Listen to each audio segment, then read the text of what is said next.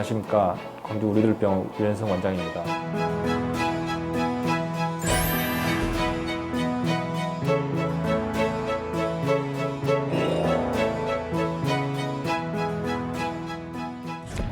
이번에는 골다공증의 치료와 그리고 어떤 약제가 있는지에 대해서 알아보도록 하겠습니다. 골다공증의 치료는 크게 두 가지로 나누는데요. 비호르몬 약물 치료 그리고 호르몬 보충 치료고요. 둘 다 칼슘과 비타민 D가 따라다니게 되어 있습니다.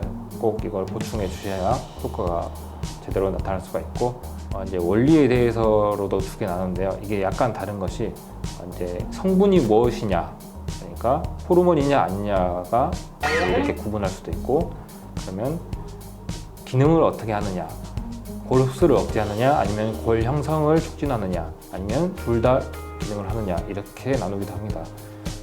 기능에 대해서 이제 원리에 대해서 이제 말씀드리면 파골세포 활동을 감소하는 게 첫 번째고요. 이것이 골흡수 억제제의 기본 원리고 이것만 기억하시면 되겠습니다. 그러니까 골흡수 억제제는 파골세포의 활동을 감소시켜서 골다공증을 치료한다, 이렇게 되시면 되고, 거기에 대한 약제들은 비스포스포네이트 그리고 선택적 에스트로겐 수용체 조절제, 데노스막, 이렇게 이름도 어려운데요. 굳이 아실 필요 없습니다. 저희가 그런 것들은 이제 병원에 오셨을 때 간략하게 설명을 드릴 수도 있고, 골 형성제에서는 이제 조골세포의 활동을 증가시켜서 뼈를 만드는 기능을 주로 이제 촉진시키는 것인데요. 여기에서는 테리파라타이드, 그러니까 부갑상선 호르몬제가 있습니다. 그리고 이거 정말 최근에 나온 약제인데 둘 다 작용을 해가지고 어떻게 보면 굉장히 이상적인 기능을 하는 약제가 새로 나왔는데, 로모소주맙이라고 해서 작년 봄쯤에 시판되기 시작했습니다. 정말 얼마 안 됐고 시중에 풀릴 것도 별로 없고요. 이제서야 병원에서 조금씩 쓰는 추세인 약입니다. 그래서 이제 이게 또 어려운 표로 볼 수 있지만 간략하게 또 말씀드리면, 비스포스포네이트 그리고 선택적 여성 호르몬 수용체 조절제 그리고 부갑상선 호르몬, 데노스막, 로모소주막, 여기 있는 게 거의 다라고 보시면 되겠습니다. 시중에 나와 있는 골다공증 치료제 거의 전부이고요. 제형으로 따지면 먹는 것도 있고 주사로 하는 것도 있습니다. 근데 먹는 거는 먹는 거고, 주사는 혈관 주사로 하느냐 아니면 피하 주사로 하느냐, 이렇게도 나눌 수가 있습니다. 근데 요즘 들어서 이제 점점 더 제약회사에서 신경 쓰는 것들은 날마다 먹는 거, 일주일마다 먹는 거 다 너무 지키기 힘들더라, 생각보다 잘 안 지켜지더라, 그래서 한 달마다 또는 6개월마다 이렇게 점점 늘려서 이게 약제들이 나왔고요. 실제로 그런 것들이 최신 약제가 많습니다.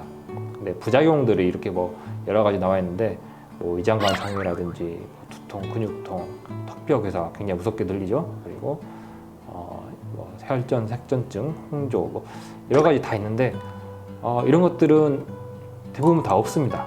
너무 걱정 안 하셔도 됩니다. 그리고 혹시라도 있으면 다른 걸로 하면 됩니다.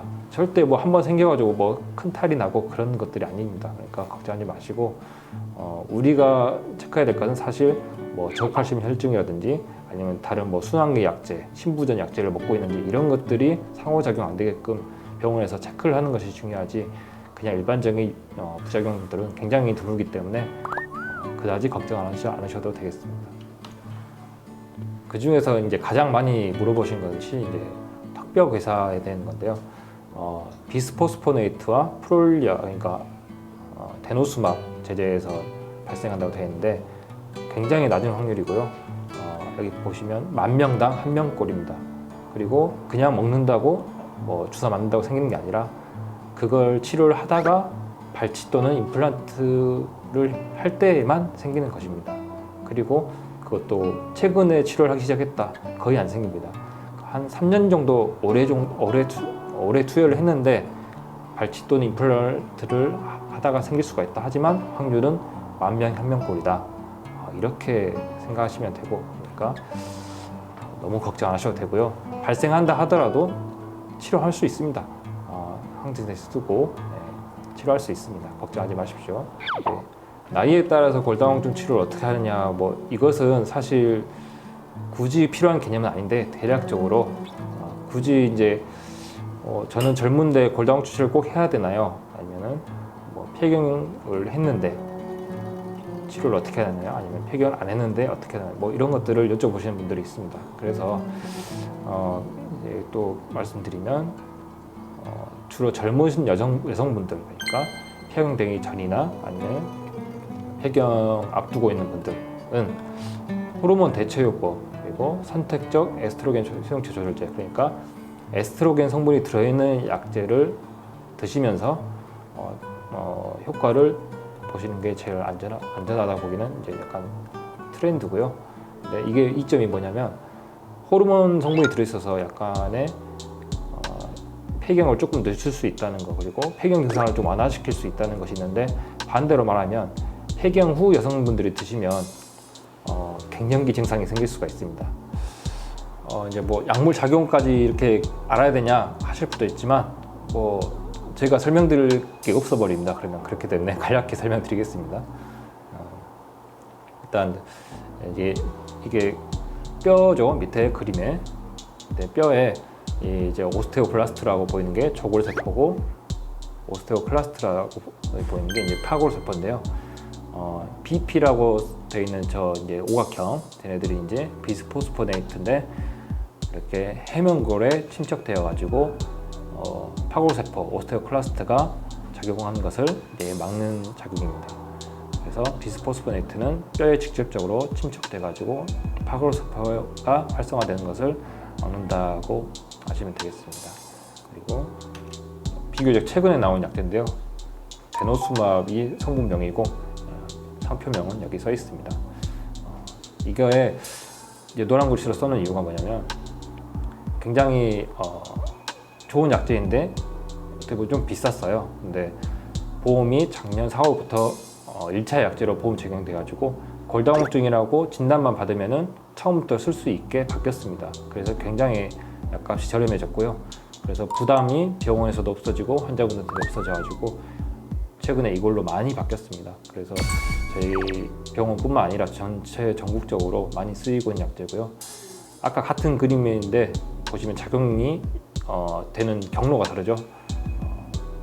조골세포 오스테오블라스트에서 저 알갱이들을 보내서 알갱이들이 이제 여기 써 있는 랑크L이라고 되어 있는데 랑클 리간드라는 곳이고, 조골세포에서 파골세포를 활성화시키는데 그것이 랑클 리간드를 통해서 활성화시키는데 그 랑클 리간드를 못 붙이게 막습니다.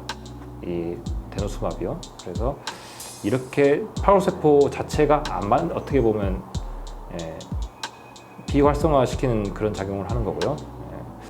그리고 이제 마지막으로 정말 최신 중에 최신 약제인데, 이것은 아직 어떻게 보면 모든 약제가 그렇지만은 새로 만들어지면 부작용 평가가 아직 미흡합니다. 부작용이라는 것은 써봐야 아는 것이기 때문에요. 물론 임상 실험을 거쳐서 승인됐지만 아직까지 그렇게 큰 부작용은 없지만 주로 이제 심혈관계 부작용을 높인다고는 돼 있습니다만 그렇게 리서치가 되어 있지는 않은 상태입니다.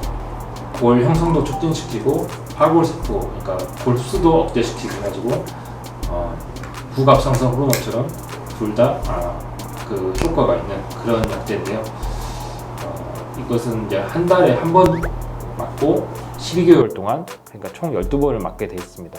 그 후에 다른 약제로 이제 옮기게 되는 그런 치료제인데 저희 병원에서도 몇 분이 맞고 계신데 확실하게 이제 골 수치가 올라가는 것은 확인이 됩니다. 효과는 좋다고 되어 있습니다. 또 이번에도 또 어려운 내용 같은데 자꾸 어려운 내용 설명드리게 되네요. 부갑상선이란 것은 갑상선의 옆에 달려 있으니까 부갑상선인데요. 우리 목에 갑상선이 있죠. 그 목의 갑상선의 뒤편에 보면 부갑상선 결절이 4군데 있습니다. 거기에서 호르몬을 분비하는 게 부갑상선 호르몬이고요. 그 부갑상선 호르몬은 이제 뼈나 신장 그리고 소장에 간접적으로 영향을 줘가지고 칼슘을 제흡수를 높이고 비타민 D를 생성시키고 해서 혈중의 칼슘 농도를 올리게 됩니다. 그래서 그것이 결과적으로 뼈의 형성을 촉진시키는 역할을 하게 됩니다. 부갑상선 호르몬은 이렇게 뼈의 형성을 촉진시켜 가지고 뼈가 점점 촘촘하게 이렇게 되는 것을 확실하게 실험상으로 입증이 된 겁니다. 이제 크게 지금 두 가지가 나와 있는데요. 하나는 매일 맞는 부갑상선 호르몬제고요. 하나는 일주일 정도에 한 번씩 맞는 그런 약제입니다. 매일 맞는 것은 일단 이 제품이 나와 있는데 여자 및 남자에 있어서 골다공증이 있으면 치료할 수 있습니다. 당뇨병 환자분들 보면 인슐린을 배에다가 이제 날마다 맞는 뭐 그런 형태의 호르몬제랑 똑같은데요. 이렇게 펜처럼 생겼고 매일 한 번씩 피하 주사 복부에 이렇게 하시면 됩니다. 뭐 다른 제품은 이것은 이제 날마다 하는 게 아니라 일주일에 한 번 정도에 한 번씩 맞으시면 되고, 이것은 아까와 다르게 병원에서 오셔가지고 하셔야 됩니다. 피하 주사지만 일주일에 한 번만 맞으면 됩니다.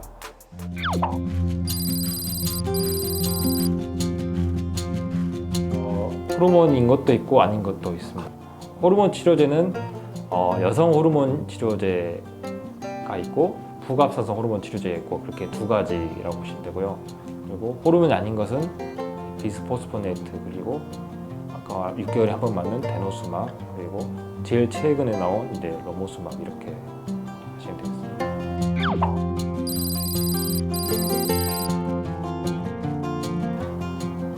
효과가 똑같는지 일단 그것부터 생각해야 되는데요.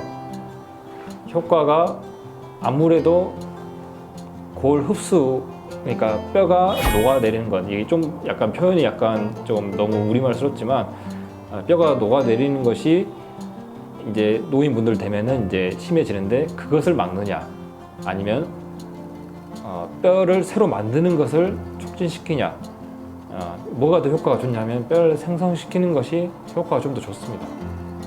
아무래도 뼈도 더 튼튼해지고 더 좋아집니다. 근데 대부분 그런 것들은 조금 가격이 비쌉니다. 굳이 골다공증이 아주 심하거나 아니면 골절이 뭐 한두 군데 이상 뭐 이렇게 심하게 있지 않으면은 꼭 그렇게 골 형성 촉진제를 안 하셔도 됩니다. 그냥 생활 습관 교정하고 운동하시고 아까 말씀드린 뭐 골 흡수 억제제로도 충분합니다.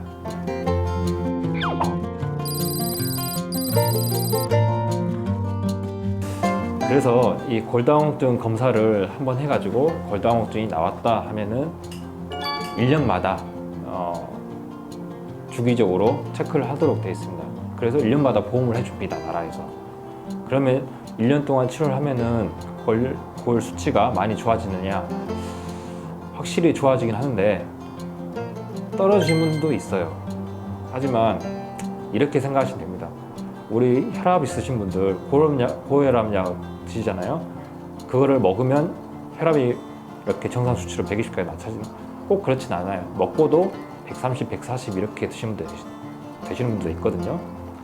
그러면 그 약을 먹어서 그나마 그 정도 유지되는 거라고 생각하시죠.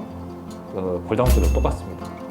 치료를 했기 때문에 그나마 유지라도 되는 것이지, 만약에 그것조차 안 했다면 훨씬 더 안 좋아지는 그런 결과가 많이 나옵니다.